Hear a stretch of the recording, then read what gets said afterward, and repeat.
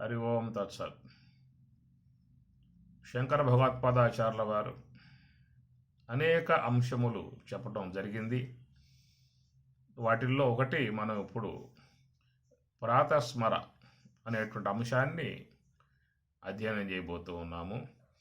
ప్రాతస్మరామి హృదయ సంస్ఫురదాత్మతత్వం, ప్రాతస్మరామి హృదయ సంస్ఫురదాత్మతత్వం, సచ్చిస్సుఖం పరమహంసగతిం తురీయం, యత్స్వప్నజాగర సుషిప్తిమవైతి నిత్యం, తద్బ్రహ్మ నిష్కలమహం నచ భూతసంగః.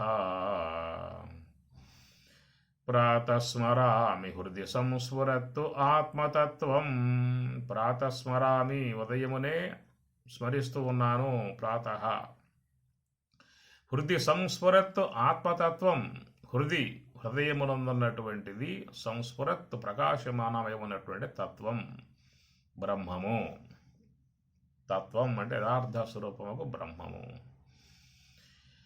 ఆ హృదయమునందు ప్రకాశమానమై ఉన్నటువంటి ఆ బ్రహ్మం ఎట్లా ఉంటుంది అనే విషయముగా చెప్తూ, సచ్చిస్సుఖం, సత్తు చిత్తు సుఖం, ఇది బ్రహ్మము యొక్క స్వరూపత లక్షణములు. గుణములు మారే స్వభావం కలిగి ఉంటాయి, లక్షణములు మారవు. పదార్థములలో ఉన్నటువంటివి గుణాలు. ఈ గుణాలు అనుక్షణం మారిపోతూ ఉంటాయి. ఒక పండు తీసుకోండి, ఆ పండు ఒకప్పుడు ఒగరగా ఉంటుంది, తర్వాత పుల్లగా ఉంటుంది, తీయగా ఉంటుంది. ఇట్లా పరిణామాన్ని బట్టి దాంట్లో గుణాలు మారిపోతూ ఉంటాయి. మనస్సు తీసుకోండి, ఆ మనస్సులో కూడా గుణాలు మారిపోతూ ఉంటాయి. ఒకప్పుడు శాంతముగా ఉంటుంది, ఒకప్పుడు క్రోధముగా ఉంటుంది, అసూయతో ఉంటుంది, ఉద్వేగముగా ఉంటుంది. ఇవన్నీ గుణాలే. కామ క్రోధ లోభ మోహ మద మాత్సర్యాది, మరి ఆ గుణాలన్నీ కూడా మనసులో ప్రవేశించి వ్యవహరిస్తూ ఉంటాయి, మారిపోతూ ఉంటాయి. అట్లాగా పదార్థములందు ఉన్నటువంటి గుణాలు మారిపోయేటువంటివిగా ఉంటాయి. అనిత్య విశేషణాన్ని గుణము అంటారు, నిత్య విశేషణాన్ని లక్షణము అని చెప్పని అంటారు. అందుచేత బ్రహ్మములో చెప్పేటువంటి సత్తు చిత్తు సుఖం. సత్ అంటే ఎప్పటికీ ఉండుట, త్రికాలవాద్యమై ఉన్నటువంటి సత్స్వరూపము. అన్ని కాలములయందు, అన్ని దేశములయందు, అన్ని అవస్థలయందు ఏదైతే ఉంటుందో దానిని సద్వస్తువు అని చెప్పిన అంటారు. ఒకప్పుడు ఉండి ఒకప్పుడు లేకుండా ఉన్నదాన్ని ఏమంటాం? మిథ్య అంటాం.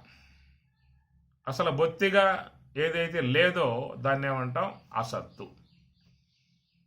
బొత్తిగా లేదే కది, కుందేటి కొమ్ము, గొడ్రాలు బిడ్డ అని చెప్పని అంటారు. ఏ కాలంలో లేవు, కానీ లోకంలో కొన్ని కనపడతా ఉంటాయి మధ్యకాలంలో, తర్వాత అదృశ్యమైపోతూ ఉంటాయి. ఇప్పుడు శరీరాలే ఉన్నాయి కదా, ఒకప్పుడు కనపడతా ఉన్నాయి, మరి కొద్ది కాలం అయిపోయిన తర్వాత కనుమరుగైపోయి భూమిలో కలిసిపోతూ ఉంటాయి, నామరూపాలు ఉండవేక. ఇట్లా మధ్యకాలంలో మాత్రమే తోసిపోయేటువంటి వాట్లను మిథ్య అనే పదం పెట్టారు. సత్ అని చెప్పనంటే ఎల్లప్పుడూ ఉంటుంది, అన్ని కాలాల్లో ఉంటుంది, అన్ని దేశాలలో ఉంటుంది, అన్ని అవస్థలలో ఉంటుంది. దాని సద్వస్తువు అని చెప్పిన అన్నారు. లోపల హృది సంస్ఫురత్తు ఆత్మతత్వం. హృది మన లోపల హృదయమునందు ప్రకాశమానమై ఏదైతే ఉన్నదో ఆ తత్వం సత్స్వరూపము. సత్స్వరూపం కాబట్టి అది త్రివిధ అవస్థలలోనూ ఉంటుంది. జాగ్రత్త అవస్థలో ఉన్నావా? ఉన్నాను అంటాడు. స్వప్నావస్థలో ఉన్నావా? ఉన్నాను అంటాడు. సుషుప్త అవస్థలో ఉన్నావా? ఉన్నాను. కాబట్టి ఆ ఉన్నాను అనేటువంటి ఉనికిని మనం లేకుండా చెప్పే అవకాశం లేదు. ఏమి జాగ్రత్త అవస్థలో పనిచేసే స్థూల దేహం స్వప్నావస్థలో ఉందా? లేదు. స్వప్నావస్థలో కనబడేటువంటి దృశ్యములు సుషుప్త అవస్థలో ఉన్నాయా? అక్కడ లేవు. ఆ సుషుప్త అనే అవస్థ జాగ్రత్త అవస్థలో ఉందా? ఇక్కడ లేదు. కాబట్టి ఇవన్నీ కూడా ఆయా అవస్థలలో భాష్యస్తాయే తప్ప అన్నింటి ఎందు ఉండవు. కానీ నేననే ఉనికి మాత్రం అన్ని కాలములలో ఉంటుంది. నిన్న ఉన్నాను, ఈరోజు ఉన్నాను అంటాం. రేపుంటావా అని అడిగితే సందేహిస్తాం. ఎందువల్ల సందేహం కలిగింది చెప్పనంటే, అది దేహం నందు మన ఉనికిని అధ్యస్థం చేశాం. నేను అనేటువంటి దాన్ని దేహం మీద అధ్యస్థం చేశాం కాబట్టి ఈ దేహం ఉంటుందో పోతుందో, రేపటి దాకా ఉంటుందో ఉండదో అనే విషయం మీద ఉంటానో ఉండనో అనే మాట వాడుతూ ఉన్నాడు. కాబట్టి దేహం అనేది ఉండొచ్చు ఉండకపోవచ్చు, నీవు ఉంటావు కదా, నువ్వు అనగా ఆత్మ, నేను ఆత్మను అనేటువంటి భావనగా ఉన్నట్లయితే రేపు కూడా ఉంటాను. నేను దేహము అనేటువంటి భావం చేశాం కాబట్టి రేపు ఉంటుందో ఊడుతుందో. అందుచేత దేహ భావనను బట్టి ఉంటానో ఉండనో అనే భ్రాంతితో పలుకుతూ ఉన్నాం. నేను ఆత్మను అనే భావంతో కనుక మాట్లాడినట్లయితే రేపు కూడా ఉంటాను. నిన్న ఉన్నా, ఈరోజు ఉన్నా, రేపు ఉంటా. ఇది సత్యత్వ భావన. త్రికాలముల యందు ఉండుట అని అర్థం. త్రివిధావస్థల యందు ఉండుట. జాగ్రత్త అవస్థలో ఉన్నాను, స్వప్నావస్థలో ఉన్నాను, సుషిప్త అవస్థలో ఉన్నాను. ఈ ఉన్నాను అనేటువంటిది సత్తా మాత్రమే ఉన్నటువంటి ఆత్మ.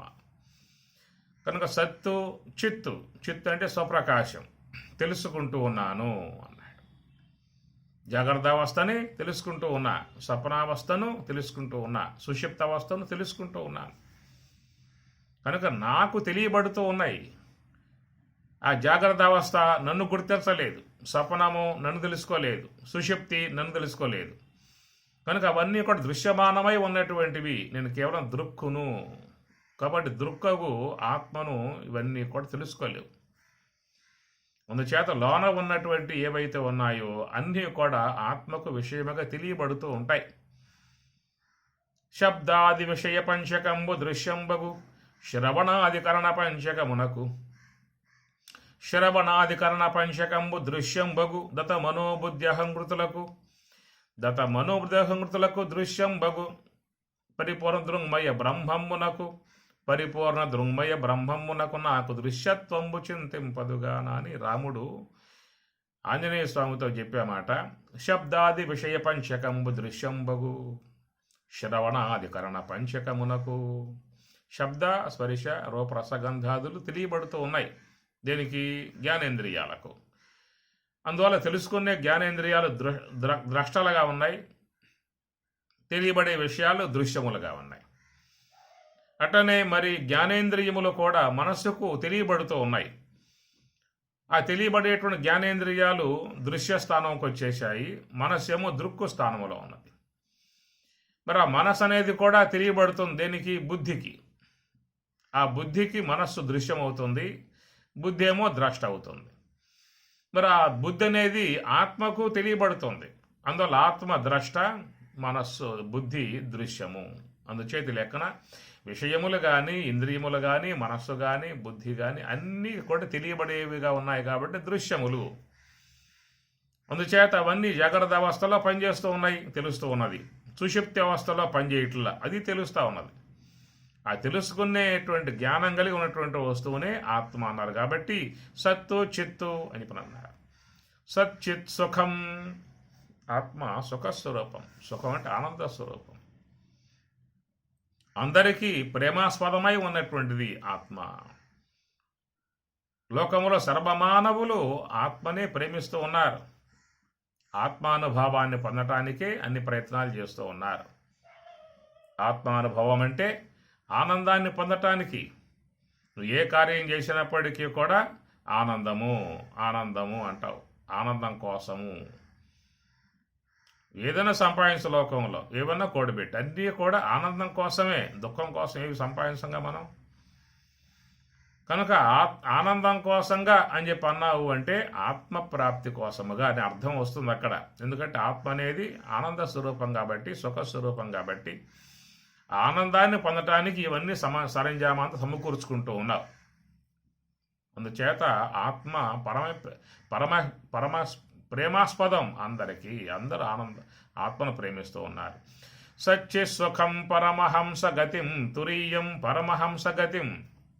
ఆ విధముగా ఆ హృదయమునందు ప్రకాశమానమై ఉన్నటువంటి ఏ తత్వమైతే ఉన్నదో ఆ తత్వం సత్తు చిత్తు సుఖాత్మికమై ఉన్నటువంటి స్వరూపము. దానిని పరమహంస గతిం తురీయం. పరమహంసలై ఉన్నటువంటి మహాత్ములు తురీయం, ఆ తురియమునందు పొందబడేదిగా ఉన్నది. పరమహంస గతిం పొందబడేదిగా ఉంది. మహాత్ములై ఉన్నటువంటి వారు నివృత్తి మార్గంలో పయనిస్తారు. హంస యొక్క ఆశ్రయం ద్వారా ధ్యాన మార్గంలో పయనించేటువంటి వారిని పరమహంసలు అని చెప్పిన అంటారు. హంస అంటే శ్వాస. రోజుకు 21,600 సార్లుగా సంచారం కలిగి ఉన్నటువంటి ఈ శ్వాసనే హంస అనే పేరు పెట్టారు. అలాంటి హంసతో అనుసంధానం కలిగి ఉన్నటువంటి వారిని పరమహంసలు అని చెప్పని అంటారు. లోకములందరూ కూడా మరి ఏటితో సంబంధం పడి ఉన్నారు? ఇంద్రియాలతో. స్తోత్ర, చక్షు, జిహ్వ, ఘ్రాణం, త్వగేంద్రియం, ఇట్లా పంచేంద్రియాలతో సంబంధం పడి ఉన్నారు కాబట్టి వీరిని పరమహంసలుగా చెప్పరు. కనుక ఈ భౌతికముగా పయనించేటువంటి వారు, విషయాలలో పయనించేటువంటి వారు, సాంసారిక విషయాలలో మరి వ్యవహరించేటువంటి వారు, అనాత్మయందే జీవనం కలిగి ఉన్నటువంటి వారు, ఇలాంటి వారిని మరి ఏమంటారంటే సామాన్యులు అంతే. భోగ మార్గంలో పయనిస్తూ ఉన్నారు, భోగులు, యోగులు కాదు. అందుచేత మరి చక్కగా మనస్సుని హంసతో శ్వాసతో చేర్చి నివృత్తి మార్గంలో ధ్యాన మార్గంలో పయనించేటువంటి వారిని పరమహంసలు, రామకృష్ణ పరమహంస అంటాం. వారు తత్వానుభవాన్ని పొంది ఉన్నారు కాబట్టి వాళ్ళు పరమహంసలు. అందుచేత పరమహంస గతిం తురీయం, ఈ సత్తు చిత్తు ఆనందాత్మికమై ఉన్నటువంటి స్వరూపత ఏ ఆత్మ అయితే ఉన్నదో ఆ బ్రహ్మము తెలియబడేది ఎక్కడ అని చెప్పారంటే తురీయం, 4వ అనుభవము. తురీయ స్థలం ఇది, 4వ అని అర్థం. జాగ్రత్త, స్వప్న, సుషుప్తి, తురీయం. స్థూలదేహం, సూక్ష్మదేహం, కారణదేహం, మహాకారణం, విశ్వడు, తైయసుడు, ప్రాజ్ఞుడు, కూటస్థుడు. ఇది కూటస్థ స్థితి. ఆ తురీయములో ఉన్నటువంటి అతనిని కూటస్థుడు అని చెప్పని అంటారు. కూటేన నిశ్చలత్వేన తిష్టతీతి కూటస్థ. స్థిరముగా ఆత్మయందు ఆత్మానుభవములో ఉన్నటువంటి వ్యక్తి కాబట్టి అది తురీయ స్థలము, 4వ అనుభవము. అది పరమహంసగతిం, పరమహాత్ములై ఉన్నటువంటి పరమహంసల మాత్రమే ఈ మార్గంలో పయనిస్తారు. హంస యొక్క ఆశ్రయంలో ఉండి వాళ్ళు పయనిస్తారు. అది ప్రయత్నపూర్వకంగా సాధింపబడుతుంది, ఊరికే వచ్చేది కాదు. ఇప్పుడు మనం కూడా మహాత్ముల వల్ల తాత్విక శాస్త్రాన్ని అధ్యయనం చేసి ఆ శ్వాస వెంబటే ఉందామని ప్రయత్నం చేస్తే ఉండలేం. మనం అలవాటు లేదు మనకి. ఇంద్రియాలతో ఉండి అలవాటు చేసుకున్నాం, ఆలోచనలతో ఉండి అలవాటు చేసుకున్నాం కాబట్టి ఈ మార్గములో ఉండేటువంటిది అది అభ్యాస బలముతో వచ్చేదే తప్ప అది ఊరికి వచ్చే స్థితి కాదు. కాబట్టి అది ఎంతో కాలం అభ్యాసం చేయాలి. మనకి వస్తుంది, మనం దాన్ని పట్టుదలతో అభ్యాసం చేయాలి, దాని వైరాగ్యం కావాలి. పరమాత్మ చెప్పింది అదే భగవద్గీతలో, చంచలం హి మనః కృష్ణ అని వాపోయాడు అర్జునుడు. పరమాత్మ ఏమన్నాడు? అసంశయం మహాబాహో, మనస్సు పోయే విషయంలో సంశయం లేదు. అభ్యాసేనతు కౌంతేయ వైరాగ్యనశి గృహ్యతే, దాన్ని అభ్యాస వైరాగ్యముల ద్వారా సాధించుకోవాల్సి ఉంటుంది అని చెప్పని అన్నాడు. అట్లాగా ఈ పరమహంసలుగా ఉన్నటువంటి వారి తురీయాన్ని పొందుతూ ఉన్నారు, యోగ సమాధిని పొందుతూ ఉన్నారు, బ్రహ్మానుభవాన్ని పొందుతూ ఉన్నారు.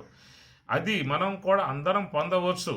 అయితే ఇక్కడ ప్రయత్నం అనేది కావాల్సి ఉంటుంది. వాళ్ళు ప్రయత్నం చేసి దాన్ని పొందగలిగారు కనుక పరమహంస గతిం తురీయం, పరమహంసలో పొందేటువంటి తురీయం యోగ సమాధిగా ఉన్నటువంటిది ఆ బ్రహ్మము. యత్ స్వప్న జాగర సుషుప్త్యం అవైతి, ఎట్లా ఉన్నది బ్రహ్మము అని చెప్పనంటే యత్ ఏ బ్రహ్మమైతున్నదో స్వప్న జాగర సుషుప్తిం అవైతి, స్వప్నావస్థకి, జాగ్రత్త అవస్థకి, సుషుప్తి అవస్థకి, జాగ్రత్త స్వప్న సుషుప్తులు ఏవైతే ఉన్నాయి అవస్థలు ఈ మూడింటికి కూడా అతీతమై ఉన్నటువంటిది. ఈ మూడవస్థలను తెలుసుకుంటూ ఉన్నది. ఇప్పుడు జాగ్రత్త అవస్థలో ఉన్నాం మనం, ఉన్నటువంటి మనం ఈ జ్ఞానేంద్రియాల సహకారంతో ఈ బయట ఉన్న ఏవైతే ఉన్నాయో పంచభూతాత్మిక విశ్వ జగత్తుని తెలుసుకుంటూ ఉన్నాం. నిద్రించినప్పుడు ఇంద్రియములు పనిచేసేవిగా లేవు కాబట్టి మనకి ఈ బయట ఏమున్నాయో తెలియదు. మనకి ఇంద్రియములతో సంబంధం పడ్డప్పుడే ఈ బయట ఉన్నటువంటి ఈ ప్రపంచ సంబంధ విషయాలు ఏవైతే ఉన్నాయో అవి తెలుసుకుంటూ ఉంటాం. దీన్ని ఇటు తెలుసుకోవటాన్ని జాగ్రత్త అవస్థ అన్నారు. అది నిద్రించినప్పుడు ఇక ఇంద్రియాలు పనిచేసేవిగా ఉండవు కాబట్టి మనకు బయట ఉన్నవి తెలియబడవేక. కానీ లోపల తెలియబడతాయి. మనో సంబంధమై ఉన్న వ్యవహారం అన్నారు అది. ఆ మనో సంబంధమై ఉన్న వ్యవహారాన్ని స్వప్నావస్థ అని చెప్పని అంటారు. అక్కడ మనం స్వప్నాన్ని వీక్షిస్తూ ఉంటాం. ఆ స్వప్నంలో ఏం వస్తూ ఉన్నాయో అవన్నీ కూడా మనకు తెలుస్తూ ఉంటాయి. ఇంకా కొంచెం నిద్రను బాగా పొందాము అని చెప్పనంటే సుషుప్తి అవస్థ వస్తుంది. సుషుప్తి అవస్థ అని చెప్పనంటే జాగ్రత్త అవస్థ తెలియబడటం లేదు, స్వప్నాలు తెలియబడటం లేదు, రెండు కూడా తెలియబడకుండా ఉన్నదాన్ని సుషుప్తి అని చెప్పని అంటాం. కనుక సుషుప్తిని కూడా మనం విషయం చేసుకుంటూ ఉన్నాం. ఉదయం లేచిన తర్వాత ఏమంటాం? నిద్ర బాగా పట్టిందండి, చాలా హాయిగా ఉందా అని చెప్పని అంటాం. కనుక నిద్ర బాగా పట్టింది, హాయిగా ఉన్నది అన్నది ఎవరు? నువ్వు. అనుభవం నీకు ఉన్నది. నీవు ఆ నిద్రలో ఉన్నావు కాబట్టి, సాక్షిగా ఉన్నావు కనుక ఏమీ లేవు, స్వప్నం లేదు, నిద్ర బాగా పట్టింది, చాలా హాయిగా ఉన్నా, ఆనందంగా ఉన్నా అని చెప్పి అంటున్నావు అంటే అనుభవం నీకు కలిగింది.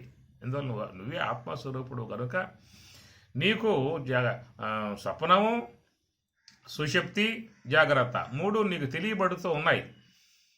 అందుచేత ఈ మూడింటికి కూడా విలక్షణమై ఉన్నటువంటి స్వరూపం ఆత్మ. అట్టి ఆత్మయే నీవు. నీవు నేను అందరం అట్టి ఆత్మస్వరూపలమై ఉన్నాము. కాబట్టి యత్ స్వప్న జాగర సుషుప్తిం అవైతి నిత్యం. కాబట్టి అతీతమై, త్రివిధావస్థలకు అతీతమై ఉన్నటువంటిది ఇన్ను నిత్యం, ఎల్లప్పుడూ కూడా మరి నిష్కలం, నిత్యమైనది, నిష్కలం. ఏ దోషం బ్రహ్మమునందు లేదు, నిష్కలం. అహం చ నచభూత సంగ. ఏది నిత్యమై ఉన్నదో, నిష్కలమై ఉన్నదో తద్బ్రహ్మ, అట్టి ఆ బ్రహ్మమే అహం నేను అంటున్నాడు శంకరాచార్యుల వారు. ఇక్కడ ఒక అద్వైత భావాన్ని మనకి దీని ద్వారా తీసుకొచ్చి మన ముందు ఆవిష్కరింపజేస్తూ ఉన్నారు. తద్బ్రహ్మ, ఏ తత్వమైతే హృదయములో ప్రకాశమానమై ఉన్నదో, సత్తు చిత్తు ఆనందాత్మికమై ఉన్నదో, ఏ మహాత్ములు పరమహంసలు ప్రయత్నం ద్వారా, నివృత్తి మార్గము ద్వారా, తురియము ద్వారా ఏ బ్రహ్మమును అది పొందుతూ ఉన్నారో, ఈ స్వప్న జాగ్రత్త స్వప్న సుషుప్తులకు అతీతమై ఉన్నదో తది నిష్కలం, దోషరహితమై ఉన్నటువంటిది తద్బ్రహ్మ. అట్టి ఆ బ్రహ్మము అహం నేను. ఆ బ్రహ్మమే నేనై ఉన్నాను. నచ భూత సంగ. ఈ నామరూపాత్మకమై గోచరించే ఏవైతే ఉన్నాయో అవి నేను కాదు. నచ భూత సంగ. భూత సంగ అంటే పంచభూతములు, భూమి, జలము, అగ్ని, వాయువు, ఆకాశం. వాటి అంశములతో ఏర్పడేటువంటిది ఈ దేహం, పార్థివ దేహం. దేహం కూడా పంచభూతాత్మకమే. ఈ దేహంలో పంచభూతాలు ఉన్నాయి. ఖాళీ భాగం ఉన్నది, శ్వాస రూపకంగా వాయువు ఉన్నది, వేడి అగ్ని ఉన్నది, తేమ నీరు ఉన్నది, పృథివీ సంబంధ కణరాదులు ఉన్నాయి. కాబట్టి ఇది భూత సంఘము. ఈ భూతములతో సంఘాతమును పొంది ఉన్నటువంటి ఏ దేహం అయితే ఉన్నదో నచభూత సంఘ. ఈ పంచభూతాత్మిక ఈ దేహం నేను కాదు, ఈ కనబడే పంచభూతాలు నేను కాదు. అన్నింటికీ కూడా సాక్షిగా ఉన్నటువంటి ఏ బ్రహ్మమైతే ఉన్నదో అట్టి ఆ బ్రహ్మమగు స్వరూపమే నేను. అట్టి నేను అనేటువంటి బ్రహ్మమును ప్రాతస్మరామి, చక్కగా దానిని ఉదయమునే స్మరామి, స్మరిస్తూ ఉన్నాను. ప్రాతః, ఉదయం పూట స్మరిస్తూ. అంటే ఏంటి అర్థం? ఏ బ్రహ్మమే నేనై ఉన్నానో అలాంటి ఆ బ్రహ్మము యొక్క అనుభవాన్ని పొందే విధానములో అందరూ కూడా సాధన చేసి తత్వానుభవాన్ని పొందాల్సి ఉంటుంది. ఉదయం పూట ఎక్కువ మంది ధ్యానం చేస్తూ ఉంటారు. ఎందుకంటే అది బ్రాహ్మీ ముహూర్త కాలం కాబట్టి, సాత్విక కాలం. ఆ సమయంలో ధ్యానం చేసే వాళ్ళకు మనసు బాగా నిలకడగా నిశ్చలంగా ఉండే అవకాశం ఏర్పడుతుంది. మరి ప్రాతకాలముగా ఉన్నటువంటి బ్రాహ్మీ ముహూర్తముగా పిలువబడేటువంటి ఆ సమయాన్ని మనం ధ్యాన మార్గంలో వాడుకున్నట్లయితే చక్కటి ఫలితాన్ని పొందే అవకాశం ఏర్పడుతుంది అనే విధానముగా శంకర భగవత్పాదాచార్యుల వారు 3 శ్లోకాలుగా మనం చెప్పే అంశాలు, వాటిలో మనం ఇక్కడ అధ్యయనం చేస్తూ ఉన్నాము. ఇది శ్లోకాలను అందరూ కూడా కంఠస్థం చేసుకోవచ్చు, బాగా ఉంటాయి. మంచి అద్వైత భావాన్ని ప్రబోధింపజేసేటువంటి శ్లోకాలు, మన స్వరూప స్థితిని జ్ఞాపకం చేసేటువంటి శ్లోకాలు. మనం ప్రాతస్మరామి అనే శ్లోకాలు పరమేశ్వరునికి ఉన్నాయి, అమ్మవారికి ఉన్నాయి. అట్లా దేవత స్థుతుల రూపకంగా అక్కడ ఉన్నటువంటి ప్రాతస్మరామి శ్లోకాలు. ఇక్కడ మన స్వరూప భావనను తెలియజేసే విధానముగా ఉన్నటువంటి ప్రాతస్మర అద్వైత భావం, మన మూల స్వరూపాన్ని తెలియజేసేటువంటి బాగా నేర్చుకోండి. ప్రాతస్మరామి హృది సంస్ఫురదాత్మతత్వం సచ్చిసుఖం పరమహంసగతిం తురీయం యత్స్వప్న జాగర సుషిప్తిమవైతి నిత్యం తద్బ్రహ్మ నిష్కలమహం నచ భూత సంగః. ఓం తత్సత్.